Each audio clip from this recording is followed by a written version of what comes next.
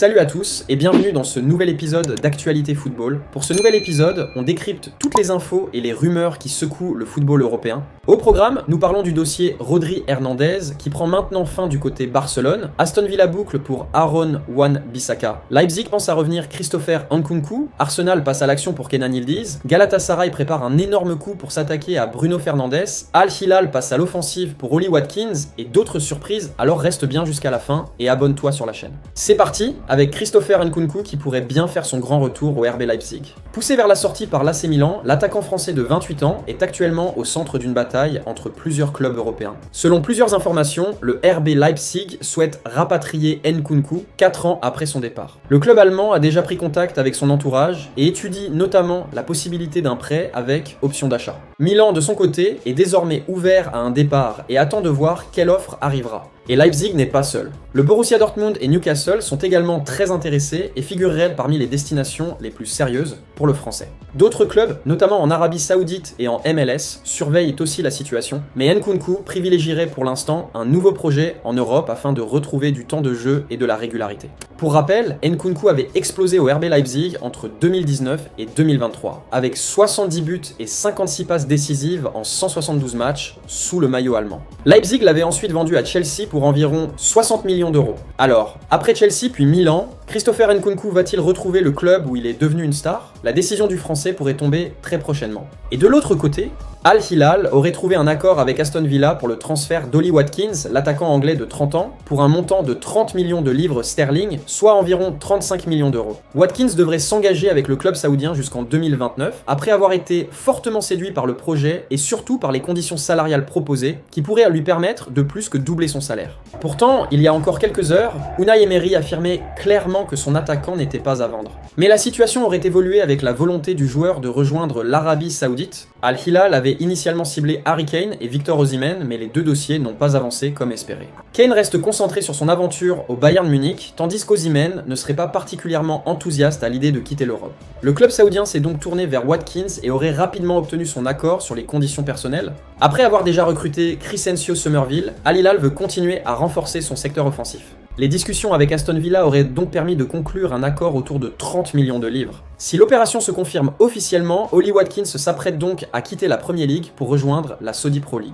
Un nouveau gros nom du football anglais qui débarque en Arabie Saoudite. Et maintenant du côté Arsenal, selon Team Talk et Talksport, Mikel Arteta apprécie particulièrement le profil de l'international turc de la Juventus. Les Gunners surveilleraient attentivement sa situation alors qu'ils cherchent à renforcer leur secteur offensif, notamment sur le côté gauche. Cette piste pourrait surtout prendre de l'importance en cas de départ de Gabriel Martinelli, qui suscite notamment l'intérêt de Galatasaray. Arsenal aurait déjà anticipé certains changements avec l'arrivée de Christos Tsolis, recruté pour compenser le départ de Leandro Trossard à Beşiktaş, mais le club londonien pourrait encore vouloir frapper fort avec un joueur capable d'apporter davantage de créativité et de percussion. Et le nom de Yildiz correspond parfaitement à ce profil. À seulement 21 ans, le joueur de la Juventus s'est imposé comme l'un des grands espoirs offensifs du football européen. Capable d'évoluer sur le côté gauche mais également dans un rôle plus axial, il possède une qualité technique qui plaît particulièrement à Mikel Arteta. Selon les informations rapportées, Arsenal aurait relancé son intérêt après avoir échoué dans sa tentative concernant Vinicius Junior, qui a finalement prolongé avec le Real Madrid.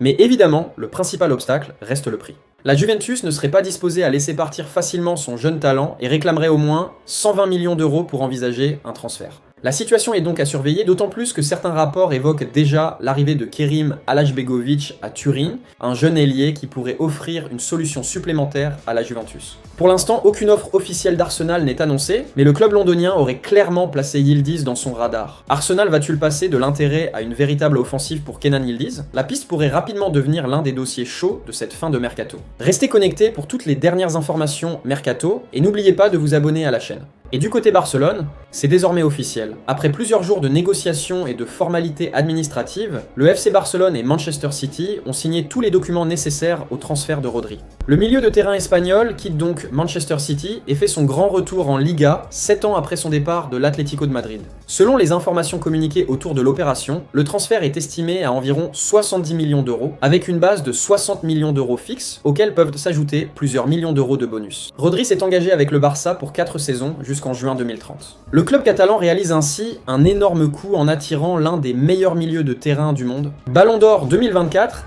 et capitaine de la sélection espagnole, Rodri arrive à Barcelone avec l'ambition de devenir une pièce essentielle du projet de Hansi Flick. Et le joueur n'a pas caché sa préférence pour le club catalan. Rodri a notamment déclaré « J'avais une autre option, vous savez, mais pour moi, Barcelone était le premier choix ».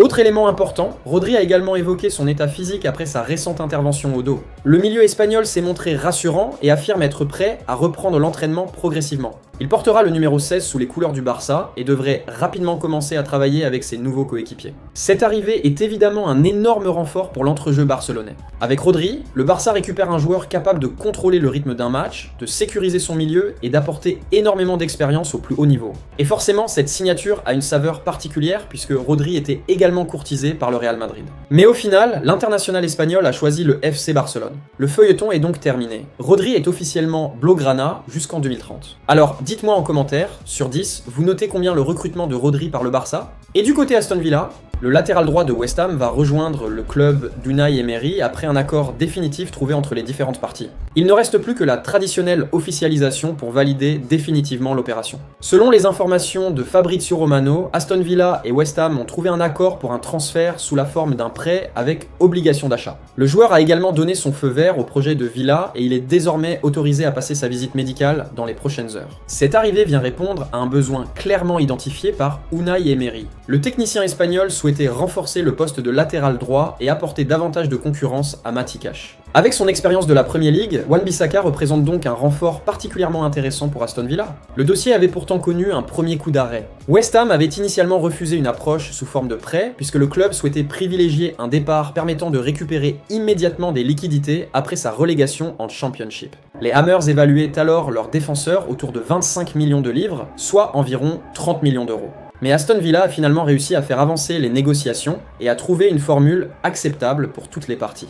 L'arrivée de Wan-Bissaka intervient également dans un contexte où Villa se prépare à laisser partir Costa Nedeljkovic, qui doit rejoindre les Rangers en prêt. Ce départ libère donc une place dans l'effectif et renforce la nécessité pour Emery de recruter un nouveau latéral droit. Pour Wan-Bissaka, ce transfert représente surtout l'occasion de retrouver le très haut niveau de la Premier League après une saison compliquée avec West Ham. Le défenseur de 28 ans avait notamment perdu sa place de titulaire en fin de saison au profit de Kyle Walker-Peters. Mais individuellement, sa réputation reste solide. Wan-Bissaka est reconnu comme l'un des meilleurs défenseurs de Premier League dans les situations de 1 contre 1. Avant son passage à West Ham, il avait également disputé 190 rencontres avec Manchester United, ce qui témoigne de son expérience au plus haut niveau. Et pour Aston Villa, l'objectif est clair, ajouter de l'expérience, de la solidité défensive et de la concurrence dans un secteur important. Aaron Wan-Bissaka se rapproche donc officiellement d'Aston Villa. Accord total, visite médicale autorisée, il ne manque désormais plus que l'annonce officielle pour confirmer son arrivée à Villa Park. Et pour en finir, selon les informations du Télégraphe, également rapportées par plusieurs sources spécialisées, le club turc prépare une offre qui pourrait atteindre 50 millions d'euros, bonus compris, pour convaincre Manchester United de laisser partir son milieu portugais. Dans le détail, Galatasaray envisagerait une première partie de 35 millions d'euros garantis, avec jusqu'à 15 millions d'euros de bonus supplémentaires, liés notamment aux performances du joueur, aux titres remportés et au parcours européen du club. Mais Galatasaray ne compte pas seulement convaincre Manchester United. Le club stambouliote veut également sortir le grand jeu pour Bruno Fernandes.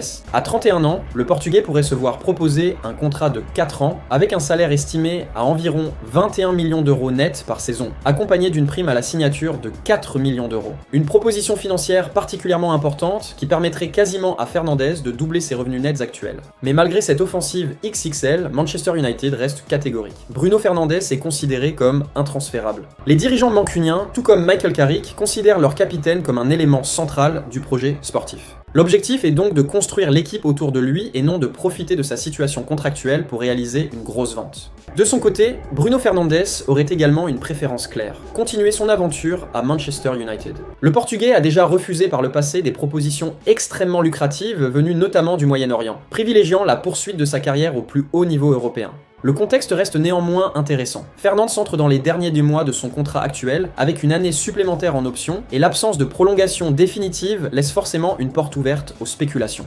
Galatasaray semble donc prêt à rester la résistance de Manchester United avec une offre spectaculaire. Pour l'instant, toutefois, le message d'Old Trafford est clair, Bruno Fernandes n'est pas à vendre. Reste maintenant à savoir si Galatasaray reviendra à la charge avec une proposition encore plus importante, ou si Manchester United parviendra rapidement à sécuriser l'avenir de son capitaine. Que pensez-vous de cela? Dites-nous dans le commentaire. Et c'est tout pour cette revue Mercato. Restez connectés pour toutes les infos transferts brûlantes, et abonne-toi sur la chaîne et active la cloche de notification pour ne rien rater de nos prochaines vidéos. Bye bye bye.